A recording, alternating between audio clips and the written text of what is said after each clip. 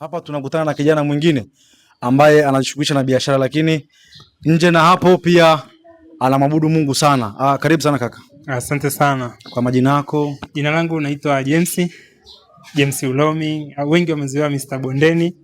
Najishughulisha sana na masuala ya stationery na mambo mengine, yani Biblia, kila kitu.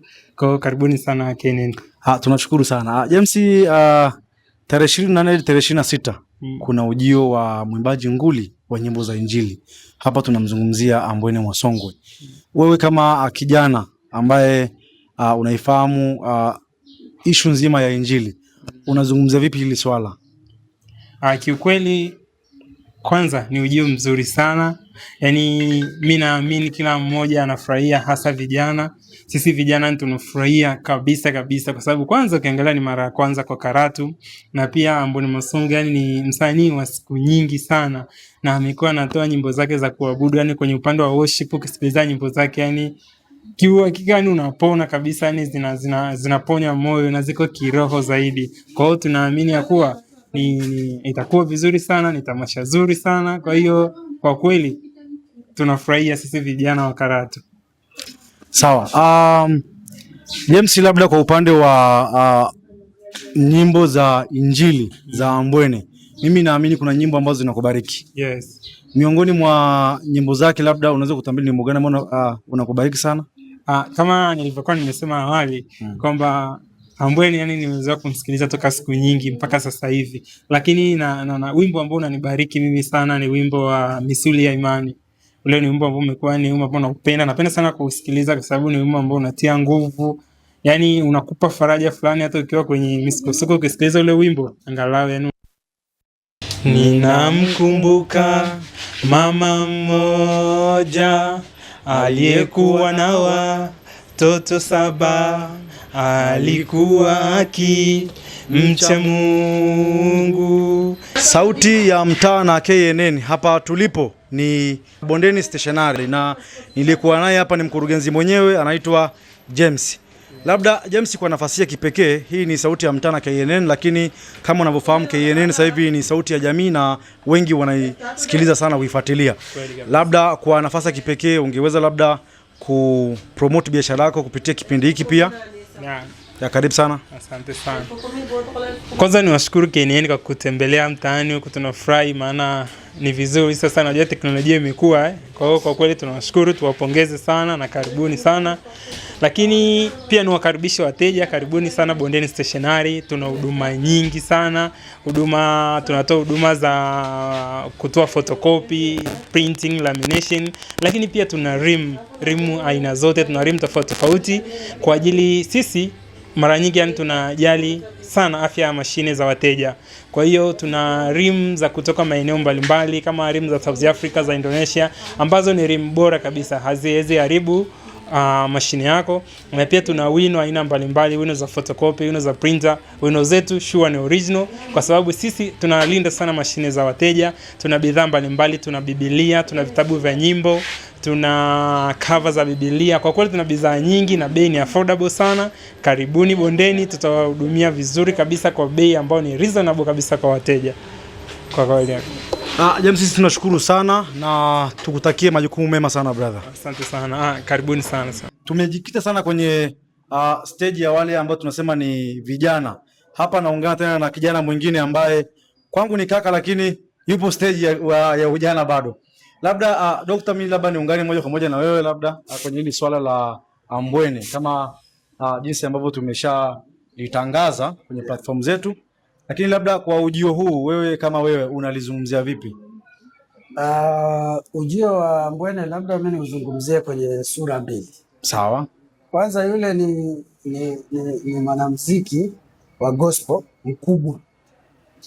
Kwa hivyo kuja kwenye mji wetu wa Karatu ni jambo la kipekee sana kwa sababu hawa waimbaji wakubwa kwa kawaida kuja kwenye miji midogo kama hii ya kwetu sio jambo la kawaida.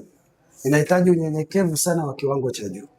Sasa Ambwene mimi namchukulia ni kuacha kuwa mwimbaji mzuri, namchukulia ni mtu wa kiroho sana kwa sababu kubali kuja sehemu kama hii ya Karatu inahitaji mtu wa kiroho, hasa kwa mtu ambaye amefikia viwango kama vya kwake. Hiyo sura ya kwanza. Lakini sura ya pili, kwetu sisi watu wa Karatu tuna advantage mbili ambazo mimi naziona kwa ujio wake. Jambo la kwanza, kwa ujio wake kwanza tutaona burudani ya kutosha, tutamshuhudia live akiwa katika ardhi yetu, tutamwona kwa macho akiwa anafanya shughuli za uimbaji na zingine na mambo mengine. Lakini jambo la pili, kwa wanamuziki sasa wa Karatu wanaoibukia au wadogo kina Pasco, hata wale waliokomaa kuna jambo la kujifunza kutoka pale. Kuna jambo la kujifunza kutoka pale. Kwa hivyo kuachilia mbali kuona na kuburudika, lakini kwa kitendo cha kumuona yeye live, basi kuna jambo la kujifunza ili kukua katika muziki. Sasa labda nizungumzie kwa sasa. Okay, labda kwa lengo langu labda au swali langu lingine, unawaambia nini vijana ambao wapo kwenye mazingira huenda ikawa labda hawapo kiroho zaidi, hawapo pande, wapo katikati, labda tuweke labda picha halisi, labda wapo kidunia kwa upande mwingine, unawaambia nini kwenye hili swala? Maybe Ambwene anakuja kweli, lakini siku anakuwa na sisi siku 3 hapa, maybe atakuwa na muda zaidi wa kuwa na mafundisho, achana tamasha, lakini atapata semina, watu watapata semina tofauti kupitia ile huduma yake. Wale vijana ambao wapo mtaani wameshazoea ile picha halisi ya kukaa, yani hawajishughulishi na mambo mengine, unawaambia nini? Mimi ningewashauri waje wafike, waone na wasikie kutoka kwa mtumishi wa Mungu ambaye naye pia ni kijana. Waje waone. Unajua hii dunia tunayoishi kwa sasa, ni vizuri tu kuwa upande wa Mungu. Hakuna namna nyingine. Yaani ni vizuri tu. Kwa sababu saa yote usiodhani umepitiwa na bodaboda, umepitiwa na gari, umelala ugonjwa umekuchukua. Yaani ni vizuri tu. Kwanza hili na kusema watu ambao wako kidunia zaidi. Kwanza hili sio zuri. Basi sio jambo jema hasa kwa vijana na hata kwa watu wote. Kwa hivyo labda mimi niwaalike vijana, hata wazee, watu wazima, watu wa rika zote waje wafike, wasikilize mafundisho, semina atakazotoa kwa siku 3, lakini waje wasikilize mafundisho kwa njia ya nyimbo, waje pia waburudike, wapate burudani, waje wasikilize neno la Mungu, kwa sababu kwa vyovyote kwa Mungu ndio pa kukimbilia na hakuna namna nyingine. Turudi kwa upande wa pili, ni wimbo gani wa Ambwene Mwasongwe ambao wewe unakuvutia na unapenda kusikiliza muda wote, na pia kwa nini? Wimbo mzuri wa Ambwene, zote ni nzuri, lakini ambao mimi huwa unanipress sana, unanivutia sana, wimbo wa siku nyingi, Majaribu ni Mtaji wa kuongeza imani. Labda kwa nini? Labda huo wimbo ni mzuri, kwanza kuanzia kwenye biti yake na mvuto, flow yake ya utunzi ni nzuri, lakini jambo la tatu ukija kwenye message, ujumbe wake ni wa kiwango cha juu sana. Majaribu ni mtaji wa kuongeza imani.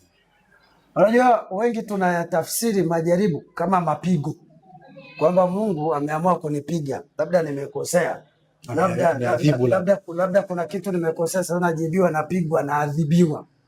Majaribu ni mtaji wa kuongeza imani.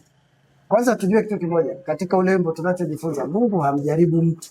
Sahihi. Ila Mungu anaruhusu mtu apitie majaribu, na anapokupa jaribu hilo anajua amekupa na mlango wa kutokea, na amekupa jaribu ambalo ana uhakika utakuwa hili utalishinda. Pasco, Mungu hawezi kupa jaribu ambalo hutalishinda.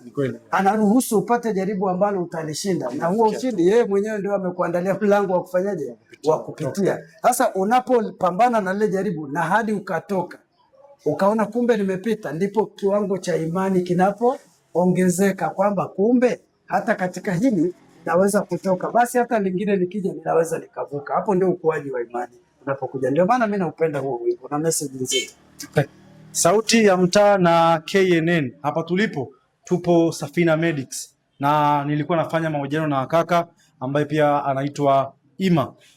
Labda kwa nafasi ya kipekee Ima, uweze pia kusema hapa tuko wapi, na labda biashara yako ingekuwa nafasi nzuri pia watazamaji wa KNN na Sauti ya Mtaa kwa ujumla wangeweza labda at least kutembelea, kufanya biashara kidogo na wewe labda. Okay. Karibu. Hapa ni Safina Medics, ni duka la dawa baridi. Ni mahali ambapo huduma inapatikana nzuri, masaa zaidi ya 16 kwa siku, kuanzia asubuhi mpaka saa 6 za usiku. Sawa. Na nesi yupo, mtoa huduma, wakati mwingine na mimi daktari pia nipo, ninapotoka kwa shughuli zangu za serikali kuanzia saa 10 ninapatikana mpaka saa 6 usiku. Kwa hivyo wateja wanapokuja, of course tuseme ni wagonjwa, na hii hatuiti kama biashara, ni huduma, sababu ni matibabu. Kwa hivyo wanapokuja kupata ushauri, wanapata ushauri, lakini pia wanapata na dawa. Kwa hivyo sisemi na wakaribisha, lakini pale ambapo kutakuwa na uhitaji wa huduma ya dawa, huduma ya ushauri, basi wakaribie Safina Medics, tunatoa huduma bora. Sawa. Labda kuna wateja ambao mimi naweza kusema tu wateja, maana mtu kama anakuja mnafanya biashara tayari ni uteja. Kuna wautu, kuna wahitaji ambao wanahitaji huduma na wako mbali sehemu nje na hapa Karatu mjini. Maybe wako Mangola, wapo Kansa, wapo sehemu nyingi za Karatu. Labda ukatuwekea mawasiliano ili na wanaweza kupata ushauri pia kupitia simu. Yaani sawa, wako wengi nje ya Karatu, wengi mno ambao huwa wananipigia simu kwa ajili ya kupata ushauri, na simu yangu iko muda wote, nitapokea simu, nitamwelekeza, na hata na dawa gani anatakiwa kutumia ama vipimo gani nitamwelekeza akapate huko aliko. Yes. Namba yangu ni ya Vodacom 0766 84 72 19. Hiyo ndio namba ambayo muda wote ikipigwa inapatikana na haina ukomo. Asubuhi, mchana, usiku, piga tu, hakuna kesi. Huduma. Bana, mimi nashukuru Dr. Ima kutoka hapa Safina Medics. Tumefanya mahojiano. Swala zima ni ujio wa mhudumu na mwimbaji nguli wa nyimbo za Injili. Hapa tunamzungumzia Ambwene Mwasongwe. Picha halisi ni kama hivi mnavyosikia, na watu wengi wanatoa mitazamo tofauti, lakini wanasisitiza sana siku ya tarehe 24, 25 na 26 vijana tujitokeze Karatu na viunga vyake kiujumla tuweze kuhudhuria hiyo semina ya neno la Mungu.